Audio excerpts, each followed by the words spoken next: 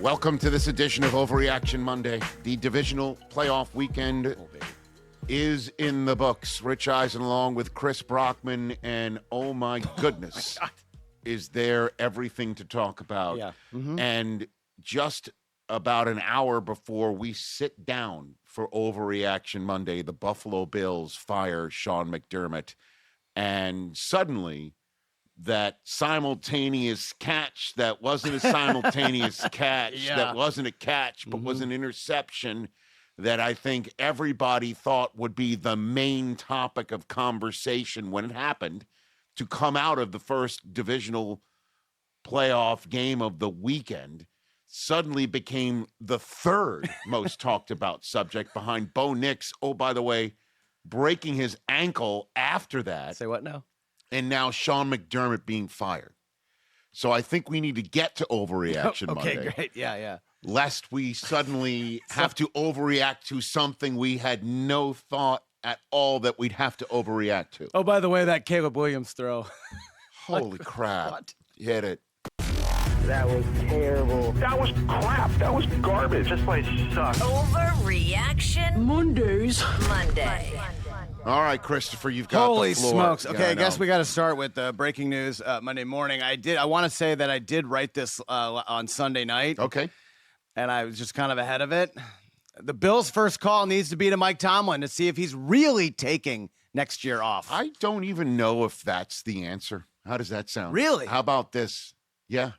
How about this? Because, I mean, if you're firing Sean McDermott over results, not getting to a certain level of the playoffs, which is what this appears to be. Like, Right. hey, we keep hitting our ceiling before the Super Bowl. We need to get to the Super Bowl. So let's hire a guy who, despite a Hall of Fame resume and despite how great he is, let's take him and let's put him here and hook him up with a quarterback that's as close to Big Ben as he's ever seen or we've seen, okay, and see what happens, would be, I think, a sell to the Buffalo fan base that at the end of the day they'd be pleased with, because he's such a big name and it is a guy that has been there and done that. I kind of think what they want to do is get out of the CEO mold and go and get a young X's and O's play calling dude like Ben Johnson. I think Ben Johnson's success this year, along with everybody else's actions from Baltimore to Pittsburgh, have created a situation in Western New York to essentially say, we need to go get one of those. And we don't need to keep doing the same thing over and over again, because there's a certain level of success. The floor has been so high. Look what Baltimore just did with their guy who's been there 18 seasons. Look what the Steelers just had a fan base that created such an environment, or Tomlin felt compelled that we're done here to leave, that two organizations that have done it the same way for 2 decades now have to do it a different way based on their own doing and based on the coach's decision. We don't have to keep doing it the same way ourselves anymore. So I don't know. Would Tomlin be an incredible choice for Buffalo? And let's hook him up with Josh Allen. He's not exactly the quarterback whispering type. He's the CEO that would get a situation together that potentially can get you to where you want to go, which is the Super Bowl and obviously a parade. I kind of think that they're going to go and get a coach who calls the plays, who's hooked up to Josh Allen, and end it and see what you can do in terms of a defensive coordinator on that side of the football, and then talk to the Buffalo Bills fan base that thinks the roster is what, at the end of the day, has let Josh Allen and this franchise down. It's the roster. It's the way that they've surrounded Josh Allen, not the way that they've coached Josh Allen. It's the way, or in games with Josh Allen. It's the way that they've built the roster and talked to the fans who think the general manager's now not only staying, but he's been promoted to handle all of this. That's wild. That's the tougher sell, I think. But would Tomlin be a great choice? Sure. I think he is, by the way, going to take this year off, Tomlin. Yeah, but let's call and just make sure. I agree. 100%. I don't think that's an overreaction at the end of the day. Yeah. My reaction is the CEO head coach in Buffalo with a defensive side of the football resume. Yeah, that's over, huh? I think you want to go in a different direction. And, just as for instance, they already have Joe Brady sitting in the OC chair. If you feel like he's ready and he's going to be, interviewing for jobs elsewhere and potentially might wind up in Miami, just throwing ifs and buts and candies and nuts out there. Right. Do you go ahead and see if he's the guy? I understand the Giants just bounced Brian Daboll. Yeah, I was going to bring him up. But Daboll came from the staff in Buffalo, where that's where the Josh Allen ascension began, with him in his headset. Yeah, exactly. Do you do that? I don't know what's going to happen. This did surprise me, though, at the end of the day. Yeah, of all the years to do it, I guess you could have kind of, justified it either after last year or the year before, playoff disappointment, but now. But I think, again, just to bring it all full circle, Ben Johnson shows up in Chicago as an X's and O's genius. Yeah, they're immediately. Hook him up with your quarterback. Look where you go. Yeah. Okay. And then two other franchises that have done it a certain way are saying, you know what? Into the brave new world we go. Yeah. And the Bills will be like, okay. The crazy thing at the end of the day, it's not crazy, it's understandable, is that the Packers decided, just keep going with Matt LaFleur, which, as you know, I think is a great choice. Right. What else you got over there? Man, maybe the Bills should call the Packers for a trade, maybe. Not LaFleur. Part of the reason Sean McDermott got bounced is because his quarterback didn't play well. Josh Allen did not have a good game on Sunday. And could this be the beginning of the end of Josh Allen in Buffalo? Josh Allen should force a trade to the Rams if Stafford retires this offseason. Get out of here. By the way, if Stafford retires this offseason, that might you want to talk about how all of these quarterbacks elsewhere, like Burrow and whatever, who are thinking where they currently are isn't the best place for them. Man. That opening might create that sort of March madness in the NFL. Josh Allen's not demanding a trade. Why not? Why shouldn't make the case why he shouldn't? Because he loves it where he is, and he's beloved where he is. And I think if you're sitting here today, like you are and I am, I hate doing this sort of stuff. I get it, man. I feel like I have to get into the head of somebody who, doesn't deserve me clanking around between the temples, or anyone in the media, quite frankly. I get it. But if I had to get inside of Josh Allen's head right now, I think his thought process is grieving the loss of a season, and processing what his role in it was. If I only hit that wide open Dawson Knox, gave him 3 if I points only did this, half, if I didn't fumble it before halftime, if I didn't do that, if I could have done a little bit more, I think that's what he's wrestling with right now. Not, am I in the right situation? Well, maybe in a week or two he'll think about that. How did I affect, McDermott's departure? How did I do anything to do with any of the upheaval and the coaching staff? I personally think he internalizes things in a more empathetic way for others, which is, I think, one of his superpowers. And I'm now going to crawl outside of his head, which you've now forced me to do with this topic bar. The Rams are obviously the spot where I think a lot of people want to go for anything and everything. Devontae Adams said this week, and it's made the rounds, that he's told all of the kids in the wide receiver room, listen, I did get out of where I was in Green Bay. I did want to play with my BFF in college. I did want to get closer to the West Coast. I did want to do all of these things. I wanted my money. I wanted this. I wanted that. I understand you're going to want all that stuff. But where we are right now, this grass is so damn green. Never leave the Los Angeles Rams under the current construct of owner, general manager, and coach. Don't ever leave it. And so sure, it will be an incredibly attractive spot. And I think for Stafford, too. I don't know if he's going anywhere based on the way that he's playing, based on the way that the Rams are now one step away from the Super Bowl. And let's see how it all ends. But that's my response to this. I'll just say this is a wild overreaction. Just saying, in 2 weeks, it could get pretty crazy. A wild overreaction. All right, let's talk about actual games, Rich Eisen. Mm-hmm. We watched Bears-Rams together. Unreal. It was absolutely unbelievable. I can't believe the Caleb Williams play. One of the most exhilarating watches I've had in a long time. Man, Ben Johnson should have gone for 2 to end the game in regulation. Yeah, I think that's a good second guess. I think I thought he was 100% going to. We were saying it with 5 minutes to go. If they score here, is he going to go for 2? I just think it was such a stunning blow. Yeah. That to go into overtime made sense. Also, that the Rams would be the ones to have to steel themselves and not, go on tilt, to use a poker phrase. Yeah.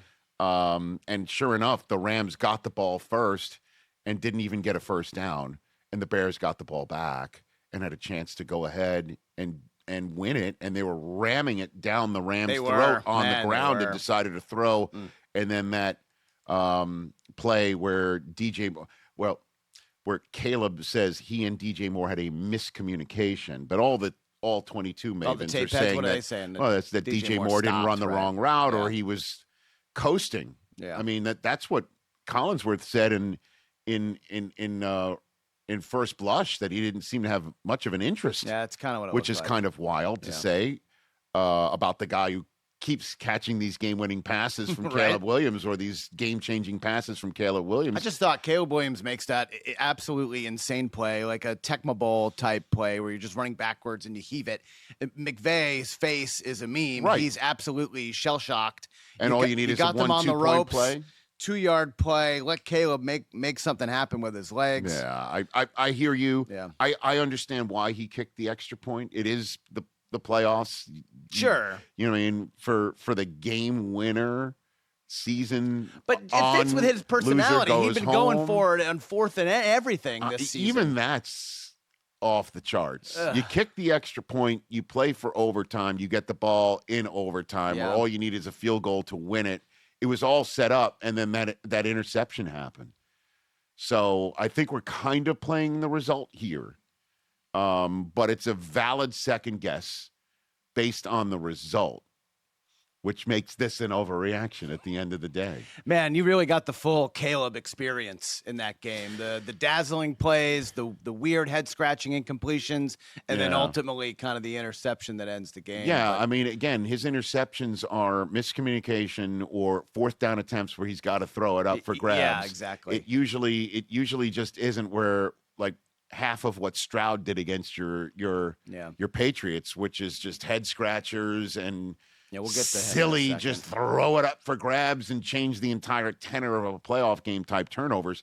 When he misses, he usually hits the back of the end zone or a Gatorade jug on the sidelines, which is why it was so shocking to see him throw an interception in overtime based on how everything goes the Bears' way once the clock strikes the fourth quarter. So I understand why Ben kicked the extra point. Sure. And it was all set up for them to win it. Man, his development, though, year 1 to year 2 makes, the idea of year 2 to year 3 so exciting. I mean, he's going to be in the MVP conversation next season. Right. So And Bears fans should be very happy. Right. And it caused, I think, not one, but 2 franchises to bounce their long-tenured CEO head coaches for an X's and O's offensive coordinator to hook up to their MVP quarterbacks. I truly believe that's why the Ravens and the Bills eventually decided now is the time. I believe so. Watch, the Ravens will still hire a defensive-minded guy and try and find another offensive coordinator for Lamar. Entirely possible that they do that, because my first blush was it's Jesse Minter's gig in Baltimore. I have no idea what the Bills are going to do. Again, at this recording, the news of McDermott's firing is about an hour old. So what else you got over there, Okay, Chris? Rich. We don't, according to their fans, we don't talk about this team at all. We don't talk about Bruno. We don't talk about the Seahawks, Rich. Another dominating performance. Yes. Seems like they've only been doing that. The Sam Darnold mystery oblique, it turned out to be a big nothing burger. And I think the Seahawks are winning the Super Bowl. This is not an overreaction at all. They're the team to beat. Listen, this is not an overreaction at all. And if your quarterback has an oblique question going into a big-time playoff game. Whose album was that? Oblique question. A big oblique question, okay? What you should do is return the opening kickoff for a touchdown good and get the requisite amount of game-winning points 13 seconds into the game and let your defense do the rest. By the way, good strategy. Great job out of the Seahawks. That's the way to do it. And by the way, that's why you trade for that guy. That's why you trade for Rashid Shaheed. That's why you do it. Who came on our show? I forget who it was. Called him the Percy Harvin of this team. Oh, good one. You know, like that's what he's doing right now. Great job. Take the pressure right off, you know, and put the defense out on the field. Jeez. Because they're an incredible unit. And they're a unit. They're a wagon. They're not a unit. They're a wagon. So, and with the Texans out, without question, the best defense remaining in these playoffs. Without a doubt. I know the way the Patriots are playing. I get it. I get it. Get out of here. They are so stacked and so good. The Seahawks are winning the Super Bowl is not an overreaction by any stretch of the imagination. I do want to say this, though, to Seahawks fans who feel like you are an afterthought. This is just the media business. I know you're out there up in the Pacific Northwest. Nobody pays attention to you in a world where there's an East Coast sports bias, unless it's college football. Then it's a Southeast, Midwest bias. I get it. I get it. Totally understand. But when you, on a divisional playoff weekend, destroy your opponent, I mean, absolutely obliterate them. The game was a wrap. Probably from the end of the first quarter on, wrap. This thing was a wrap. Yeah. You know, the Niners did score to put a point on the board and give them a little bit of a higher register chance. You never thought this game was close. All of that. But after the Buffalo Bills wound up getting hosed or not hosed, or it was their curse that finally hit them, and the Denver Broncos have their starting quarterback break his ankle, leading to the first ever quarterback in the history of the NFL to not throw a single pass in the regular season, get a start in a championship game. And then the Patriots and the Texans have a snow globe game where there's a bunch of big-time plays. Keyshawn Booty with one hand. Unreal. Stephon Diggs with two hands. And then sometimes CJ Stroud throwing with his feet. I mean, all of that happening. And then the Sunday night game hitting with everything happened between the Bears and the Rams and that throw from Caleb and then overtime. You're going to get knocked down the news stack. It's not you. It's us in the media, okay? It's not you. It's us. Okay? Please understand this, Seattle fans. You're going to have your day on Sunday against the Rams. And then for you, hopefully, Super Bowl, just breathe. And congrats.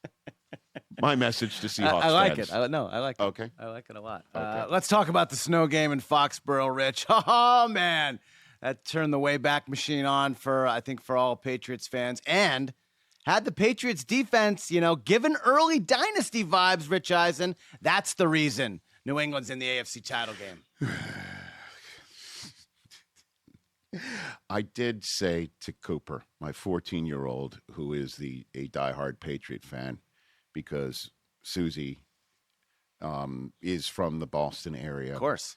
And when Xander, Cooper's older brother, was born, and all the Patriot gear was shown to the house, and Red Sox gear was shown to the house, and Celtics gear was shown to the house, I put my preemptory on the Red Sox stuff, and I'm like, that's out. Yankees are this family's children's baseball team of choice, but everything else, I just could not say you need to be a Jet fan, because I could not. That's good parenting.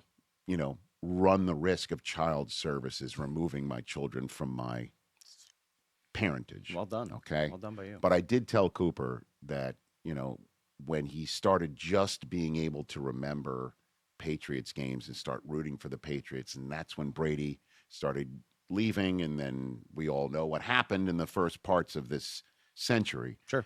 I told him right now what's happening now is what it means to be a Patriot fan, which is you've got it all set up. The table is completely wired. You've got your coach, you've got your front office, you've got your owner, you've got your quarterback, you've got your roster, and it's all happening. Weird stuff happens in your favor when you have a playoff game, and then your opponents always fall apart. Your opponents will come in without their best wide receiver and then lose their best tight end and then lose their second tight end and lose their right tackle and lose their left guard, and their quarterback will stop remembering how to play football. That's a lot of things to put on a topic bar. And then you get the break of the century, which is the one seed that's welcoming you into their house loses their starting quarterback and must start a quarterback who hasn't thrown a pass in 2 years in the AFC Championship game. That's what it means to be a Patriot fan. Congratulations. You're finally realizing what it is. Just the topic bar, the defense is awesome and has been awesome. Hey, they've been great. No one's talking about them. Unbelievable. And the way that everything else is shaped up, because Mike Vrabel was hired before Aaron Glenn. Mike Vrabel is now the dean of AFC East head coaches. Oh, Mike Vrabel used the Jets to get a good deal from Bob Kraft. They're incredible. They can win the Super Bowl, too. All 4 teams in it right now. Agreed. The whole damn thing, including Jared Stidham and the Broncos. You never know. Okay. I won't even give a response to that topic bar, man, to give you the satisfaction you're looking for. So salty. How dare you? Let's talk about CJ Stroud, man. I don't know what that was this week. I don't know what it was last week. And it's been trending in the wrong direction for this guy who's won a playoff game in each of his first 3 seasons. He's made the divisional round all 3 years. He has, but Houston should wait before giving him a max contract extension. That is, without question, a proper reaction. And again, this is not a Michigan-Ohio State thing. No, I get it. I really like find him the too. kid impressive. Me too. All right? He can throw a beautiful football. And like I said, didn't have his number 1 wide receiver. Yep. Didn't have his number 1 tight end. He lost him after, by the way, Dalton Schultz had a 40-yard gain in the first quarter. Then you remove him. Then eventually you remove the second tight end. Yep. And part of that is because it was a slippery field. A little sloppy. And a hospital ball, whatever you want to call it. I don't want to put that on another human being. I don't like doing that, even though I kind of just did. Sure. But that's not what I take away from the game. I take away from the game that it was a legit conversation. And by the way, I don't know if anybody saw on our friends at ESPN and ABC the halftime chat. Oh, they were calling for Clark Davis Webb and Marcus Spears. No, it was Davis Mills. Oh, Davis Mills. Yeah, it was Marcus Spears, Jason Kelsey, Ryan Clark with SVP, hosting it. That was a real talk at halftime about, Spears saying, you got to have a talk with CJ Stroud. Are you in there? Yeah. Essentially is what he was saying. And Ryan Clark was like, no, you can't have that conversation with him. This second half is about his ability to be still the quarterback of the Houston Texans with a contract up. And, and Kelsey was sort of a swing vote in this conversation. And it was real. It's a real talk, man, because, in the same way that owners are looking at the way other owners handling their business with coaches, they've got to look about how the other owners have handled their business with quarterbacks being paid for the second time and how Miami feels about their situation right now. Arizona, too. And what's up with all of this. And I think 100% the Texans will pick up CJ's fifth-year option and make him play year 4 out. Unless CJ wants to sign right now for like a Baker-type deal. Ooh. You want to sign for extra years at $30 million? Go for it. Let's talk about that. But you want 50, 55 million? At one point, coming off of Stroud's unicorn, highly deserved offensive rookie of the year season, I was targeting him as the first quarterback to get a $60 million deal. Yeah, I remember things were sort of spinning out of the financial lanes, and quarterbacks were getting signed to second and third contract deals that were through the roof. Yeah. It turned out to be Dak getting the 61st because Jerry just said, screw it. I'm going to go right past the 50-something million. Way overpaid. And go right to 60. And I thought it would be Stroud, who had a second-year regular season that was definitely not as good as the first, but still wound up in the same spot, divisional playoff round. This year, I thought they had a real shot to make it to the AFC Championship game for the first time in team history, the way that they've been playing for the past 2+ months and the way that defense is playing that I saw, again, in person against the Chargers. And Stroud began to make some crazy, decisions in that game, including throwing an interception right before halftime that had Kurt Warner saying, "What are you looking at?" And who knew that was the beginning of the unraveling of Stroud's terrific play from when he returned from his concussion all the way to the end of the season, that he was making great decisions, hardly had an interception. He had 1 turnover in a month, and now he had 7 turnovers in the playoffs. And they were still able to make it to the second round without all of that. The game changed on him not taking a sack and throwing it up for grabs, leading to a pick 6. The Texans were up 10-7 with the ball. Yep. And all they had to do was just play smart, small ball on offense and let the defense do its thing on Drake May, who was the one turning the ball over. Yeah, Will Anderson more than and not. Daniil Hunter were just everywhere. Roasting. Everywhere. Correct. That's all they had to do, and Stroud flipped the script. Yeah. And then when it came down to who's going to come up with the knockout punch, was it Stroud with a touchdown drive, now down 21-16? Woody Marks fumbled in the red zone. It wasn't Stroud's fault there. That was a crusher because the Patriots get the ball back. And what happens? Drake May, I don't know if this is on your sheet right here. Let me just hit this here. Drake May decides to come up with yet another brilliant throw. The throw and connection for the touchdown to Keyshawn Boutte had to have had what? A 1% to 2% chance of being completed. If that. Because Boutte's not just on being marked by anybody. He's being marked by Derek Stingley Jr., who is a well-deserved first-team all-pro cornerback. And May puts the ball in the only spot where Keyshawn Boutte could get it, and the only way Boutte could get it was a one-handed grab. Diving. And you have to come up and tip your cap if you're the Texans and go, not our day. And at the end of the day, this is not an overreaction with Stroud. And you have to look across the way and go, man, that quarterback, can Stroud do that? And at the end of the day, just bringing this entire conversation full circle from what we've already mentioned on this show, the Texans didn't have the guy who could come up with a catch like that because he couldn't come out of concussion protocol, but your best defender could. And all Christian Gonzalez did was be all over the field, ripping the ball out left, right, up, and down. Unbelievable game. Which is the way it happens for the Patriots. You get your guy and the other guy and the other team.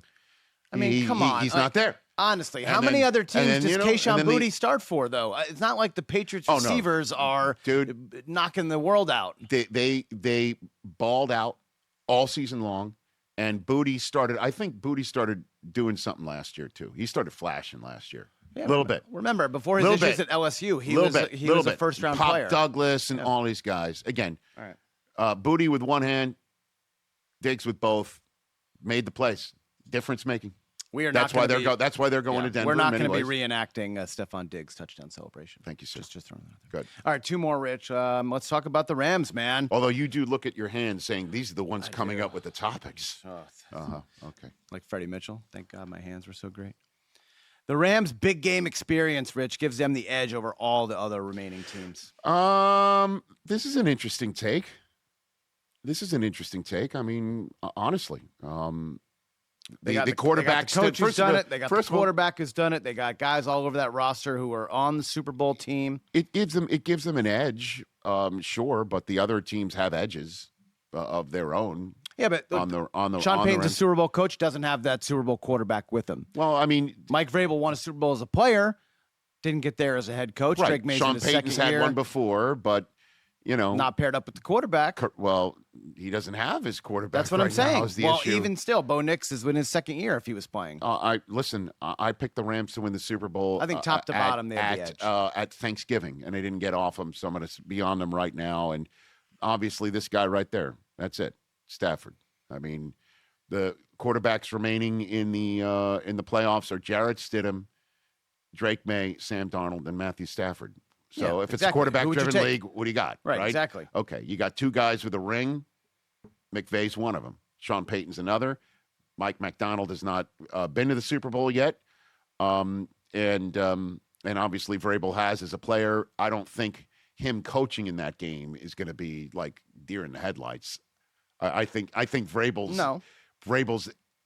in the mix with Sean Payton and Sean McVay here. It's still different if and you've so never been Mike there as a McDonald coach. at the end of the day, at some point, somebody's got to do it for the first time.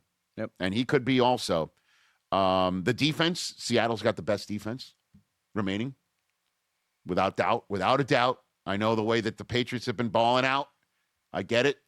But everybody's got their own edge. But if it's a quarterback-driven league and a coach-quarterback combination, you know what I mean? That's what I'm saying. That's it. Yeah. I mean, you got two CEO coaches and two play-calling head coaches remaining. And one of the only other play-calling head coaches doesn't have his starting quarterback. They got the best wideouts. They have the best running back duo, maybe? It's right there. But, Seattle is a wagon. Yeah. And all I need to see is even a close percentage to 100% of the Thursday night game between the Rams and the Seahawks. I want to see that in the NFC Championship game. We'll be talking about that game forever. Oh, my gosh. And the way that everything else has been playing out to this point in time, we're probably going to get that. Yeah, why wouldn't we expect it? Every playoff game except maybe, one or two have been... Seattle's last one. Yeah. Right. And then, Chargers-Pats wasn't that great of a game, but... What else you got? All right, last one. And this is kind of... I'm going to bring this to you because I want to see what you think about this. We had 2 games over the weekend go to overtime. Yes, sir. Teams are taking the wrong strategy in playoff overtime. Take the ball first and score. Put the pressure on. Both teams that kicked off, won the toss, chose to go on defense first, lost. It's an interesting choice. Your defense, you're giving the other team's defense a chance to rest. So Kyle Shanahan was right all along? Because he got roasted for taking the ball first in the Super Bowl a couple years ago. As you know, roasted, I don't love giving Kyle all that credit, but yes, he was right. I don't even think roasting is the proper word I think for it's what roasting Kyle for Shanahan was receiving. Settling for a field goal in that game, knowing who was on the other sideline, that you needed a touchdown. You had to come away with points. I mean, Ben Ben Johnson doesn't think so. I think Ben Johnson deep down hates points. That's a great take. Take the ball and score. Listen, I understand why you want the ball second, because you can play the game like it's a video game. Maybe an extra down, essentially. Right. How many anybody who has kids who play Madden, or if you play Madden, how many times do you punt? Never. Yeah. Okay. No, everyone's going to go for it on 4th down because, what does it matter? It's just a video game. This, though, is real life. And if you have to go for it on 4th down, it's better or not, right? That you know that you have to do it. So you get 4 downs as opposed to 3. And so I see what you're saying. Especially I think you're playing the result again. Especially last night, though, with Bears Seahawks, right? Bears Rams. Bears get the ball, win the toss, right? The Rams are shell-shocked. They don't know what just happened. So you want to score and go up 7 and then play defense? Yeah. The defense is tired. Keep them out there. Play fast. Don't let them substitute. Score. Yeah, but the Bears got what they wanted, which was the Rams off the field, and they got the ball, and all you need is a field goal to win. That's not. So if you get the ball second and you play defense and get the ball back, now it's just like old school overtime. You just kick a field goal and it's over. Or if you give up a touchdown, you've got 4 downs. But taking the ball first also gives you a chance at a second possession, because it's only you're only playing at the time. If the game's tied. Well, I mean, that's regular season. But this one you get an extra. And that's why, I believe we're going to have Bob Costas on Wednesday show saying it should be the full quarter. you got to play all 15 minutes, which means the game wouldn't have ended with the Rams field goal. Now you're playing maybe to have as little time left for the other team to respond. It's a whole different scenario. I like that. I kind of like it the way that it is. A touchdown doesn't end it. The other team gets a chance to score. And again, the reason why that happened is we all know that the Buffalo Bills did not get a chance to respond in that overtime loss that they had it up. They were up with 13 seconds to go. And that all changed there too. Another situation that Sean McDermott got the Bills through, only to keep his job, now to finally lose it. Crazy. It's wild. The whole thing is Bills crazy. and Bears won the toss, went on defense. They both lost. Food for thought, but an overreaction nonetheless. All right. That's the way I think about it. And I just love the fact that it took you 2 years to come around on what Kyle Shanahan did, only to cause you to roast him on an open Overreaction Monday fire. I probably did. You sure? did. I recall. I did. sit next to you a lot, sir. And I've got a memory of an elephant when it comes to this sort of stuff. For Chris, I'm Rich. That's it for this edition of Overreaction Monday. Of course, join the Rich Eisen Show all week long. There's a national championship game on Monday by the night. way. We'll react to that on Tuesday's show. Chris Long, our two-time Super Bowl champion friend, returns to the program. Love it. On that day. Chris Fowler, who's calling the game on Monday night, he'll join us on Tuesday. We've got everything set up. Kurt Warner on Wednesday to get you ready for a championship Sunday next week. For Chris, I am Rich. Peace out to all those taking in Overreaction Monday. Hey, you made it all the way to the end. Thanks for that. Check us out every single day streaming live on Disney Plus and the ESPN app 12 to 3 Eastern.